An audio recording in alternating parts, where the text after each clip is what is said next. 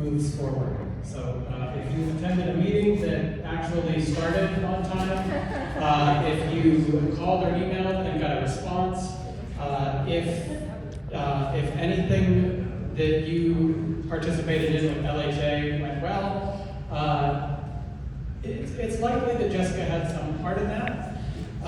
It's been wonderful to work with her through her organization, J Group Consulting, to utilize her expertise in kind of all things California legislation. I am probably no longer the person in the room that knows the least about how a bill becomes a law in California, even though I definitely would have been 18 months ago. And we have Jessica to thank for that.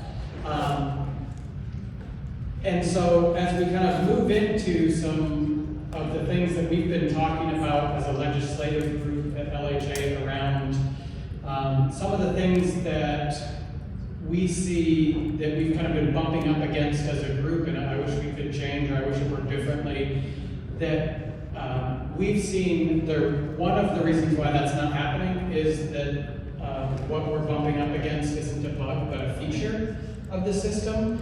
Where can we see if there are ways that we could change some of those things, possibly even around legislation? And so we wanted Jessica to be a part of that conversation,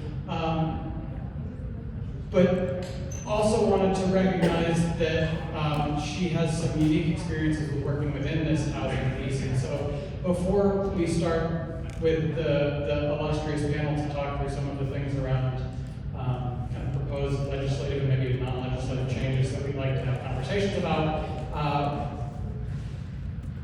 Jessica was willing to share with us a little bit about her housing story, and so I'd like to give her the time to share that now. Thank you. Can everybody hear me? Is it on? I think it is. I think you start talking, it'll pick up. Hello? Yes.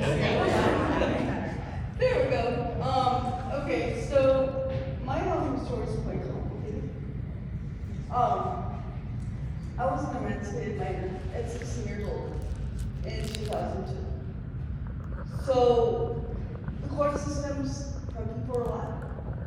But if you're a disabled person, which I was born with a disability, so I definitely fell through that category. In 2002, you got promoted to a woman.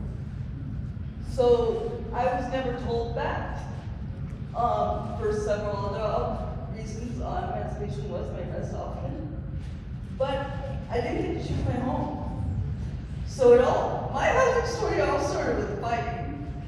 Fighting to get out of an antiquated system of housing development for people who didn't have an option and were disabled. I got accepted to an art college at the time in Northern California. It's between 17 and 18 years old. The Brooks Institute of Photography. I definitely was not in legislation at 18. But could not go because not only did the school not have proper housing for me, but at the time, the provider also built the housing. They were the developer, and said I was too young. My housing was denied, based solely on my age. It was rectified a year later, because someone said, "Oh my God, it's terrible. Where was your justification?" Someone inside the organization recognized that wrong, and I got housing in Southern California. My first low-income apartment, but I was only there for 3 years. Like I said, this gets really complicated, and this is always it's complicated. So, 3 years later, I went through a personal tragedy that changed my life completely. And the developer who also controlled the housing and who lived there said, "We don't want you here, get out." I lost my house from 2009 to, hold on, this is why I have a paper. because I put down the exact dates. So from 2009 to 2012, or no, 2008 to about 2012, like 4 or 5 years, I had to work the only job I could get at the time. I have to say this, it's not been mentioned in this conference, but anyone who helps people with housing knows that employment plays a piece. You need to be able to pay your rent. So, I ran into the blockades in employment that exist in this system as well. I just really had to bring that to light a little bit, because they do intertwine with each other, and I did run into it. I was working a minimum wage job, barely making my rent. The service providers that I was set with after the initial disaster did their best to put me with roommates, never working out. In 2012, I was living in a hotel, basically homeless. I had, in this interim, put myself on as many housing lists as possible on my own. The service providers would come with me, but it was me looking up the lists and the housing available. I called one of them, Ridgeview Manor, in 2012. They said, we have something if you can get us all the information in less than 2 weeks. So that's exactly what I did. I got into that apartment, and that's where I live now. It doesn't stop there, because I'm sure, as you guys may have figured out, I'm a person who doesn't see limitations, or doesn't allow my disability to be a limitation.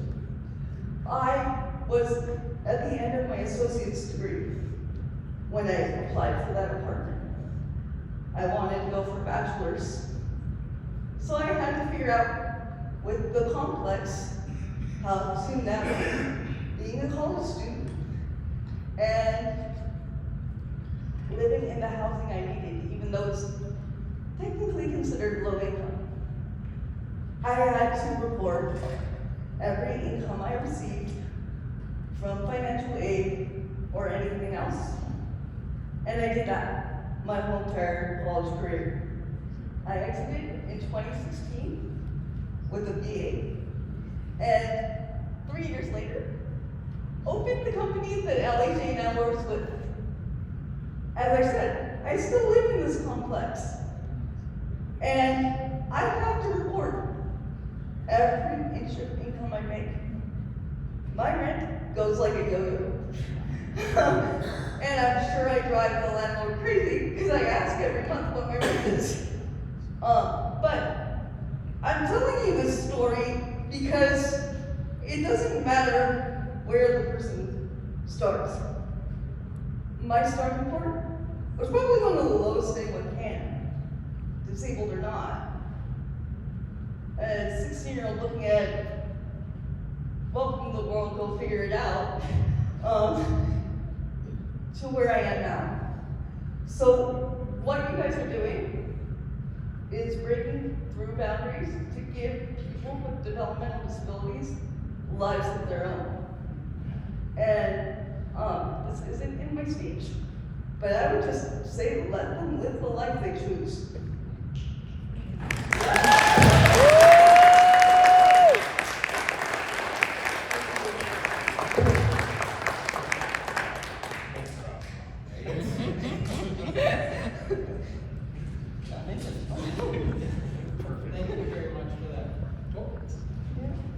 Thank you very much for that, Jessica, for being willing to share your story,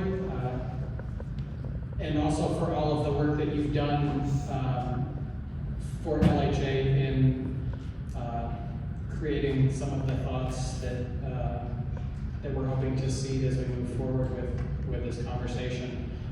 It has been wonderful to have Jessica as a little bit of a sounding board. Whenever I have a good idea, I send it to her and she lets me know if it's actually a good idea or if I just thought I had a good idea. And either somebody else already had that idea or that might not be legal. We've had a few of them. And so, it's been wonderful to work with you. Likewise, I actually love working with LHA. You guys are one of my favorite clients, and I don't get to say that very often as a consultant. And I'm gonna take that as a personal, somebody likes working with me. That's, now I feel better about things. I didn't even ask you to say that, that's wonderful. As we move into some of the things that the four of us and the others in the legislative committee have been working through,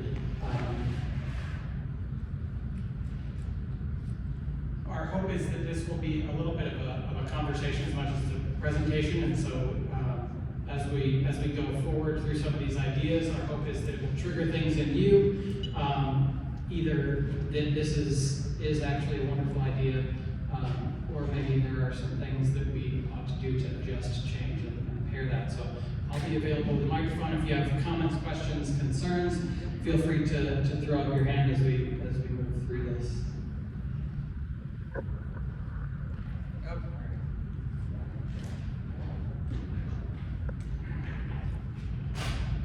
Hello.